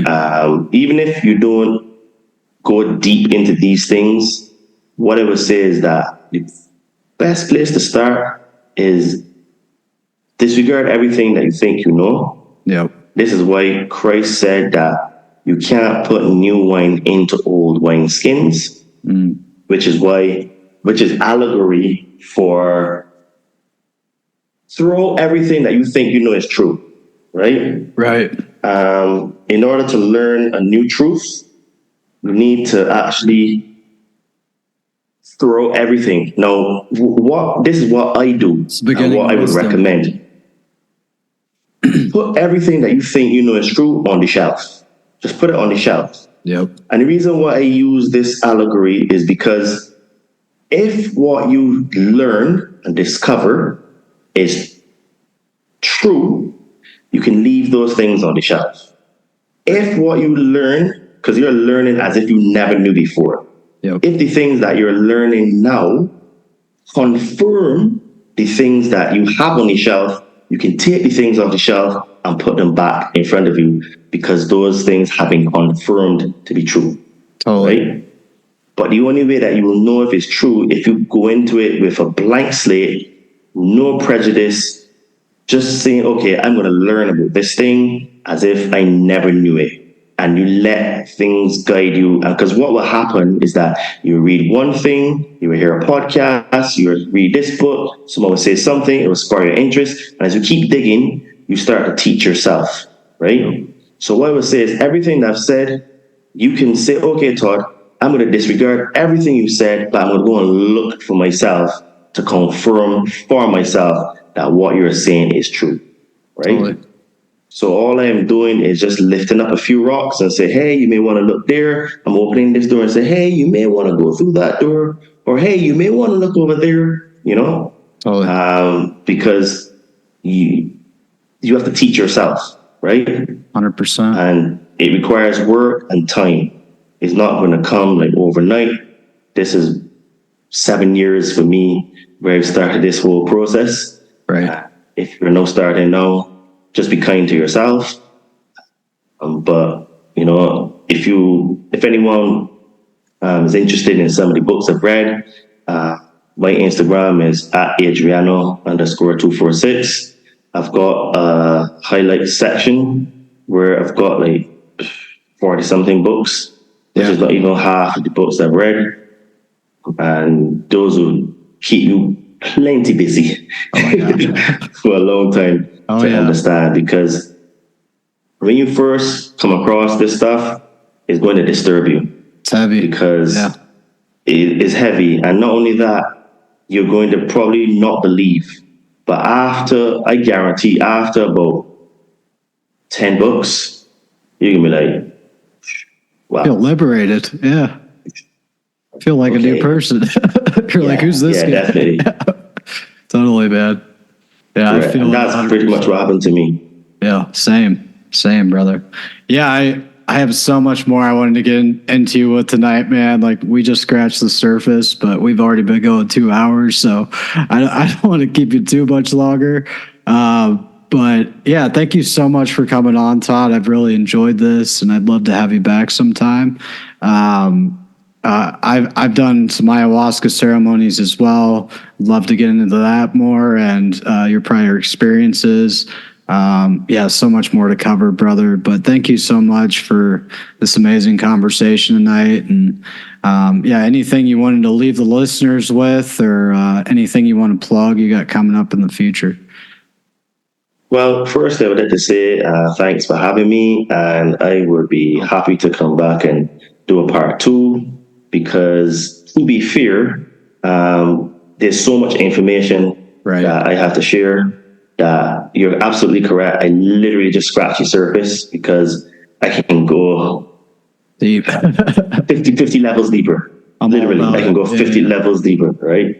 And I would love to come on and share, so we can chat offline and create another date. I'd be happy to do that.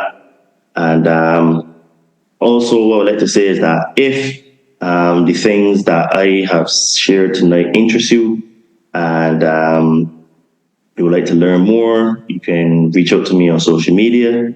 I have Facebook. My name is Todd Cave, TODDCAVE, or on Instagram at Adriano_246. If also, because summer's coming up and you'd like to get into the best shape of your life and learn how to eat and how to train, learn about food, because I only shared a few of the tips about eating food tonight. But if you want to learn and get on the inside, get in my inner circle to learn all the things that I teach and stuff, also reach out to me on Instagram or Facebook. Send me a DM, just say, hey, you listen to, the podcast with Andre and stuff. Let's have a chat and let's see if it can help you, because I'm on a mission to try to help as many people as I can, because time is speeding up. Things are getting more and more difficult, and we need to start to work on ourselves, because no one is coming to save us. We have to be our saviors. We have to become the Christ in our life to save ourselves. And one of the ways to do that is through fitness, because fitness helps improve mindset, and the mindset also helps you to get fit. So they're kind of like the chicken and the egg. You know what I mean? Both of them need each other. Without the egg, you can't get the chicken. Without the chicken, you can't get the egg. And then what those do is those come together and get married. And then what that does now is that starts to connect you into your spirit, or realize your spirit inside of you, because as your body becomes cleaner, your body starts to vibrate at a higher level. What's going to happen is that you're going to open up higher levels of consciousness. It will just start to come in, because your body is in a cleaner situation. And then you would be able to even undertake things like ayahuasca and psychedelics, because like when I'm going to do ceremonies, I don't really have to go on a diet, because my diet is clean pretty much all the time, right? Right. So it's never a struggle for me. Yeah. So so that just confirms the point I'm trying to make, that once you start to get into shape now, you will start to have a better connection with your higher self, your mighty I am inside of you, which we didn't even get to cover tonight, but we will on another can't wait, brother. chat. Yeah, we will. Don't worry. And so all I'm going to do is help facilitate your journey into your spiritual journey. And then you start to illuminate and you share the things that you with other people, or you just do learning for yourself. So if you're interested in, a fantastic journey to help with your spiritual awakening, just find me on Instagram at Adriano_246 and send me a DM. Let's see if it can help get me the best shape of your life, and also help improve your mindset and how you feel about yourself. And that will help transfer into other areas of your life, relationships, work, going for promotions, taking risks, starting that business, etc., because you're in a much more positive mindset and you have stronger belief in yourself and you have higher energy flowing through you, I couldn't agree more, brother. Yeah, totally recommend all y'all go check out Todd. Give him a follow on the social medias. I know we don't like to spend too much time on there, but support the people who are fighting the good fight on there. So thankful to Todd for coming on tonight. Really enjoyed this one. Hope you all enjoyed listening. I hope you all have a beautiful rest of the week. I send you all peace and love. And yeah, we'll see you next time. Peace.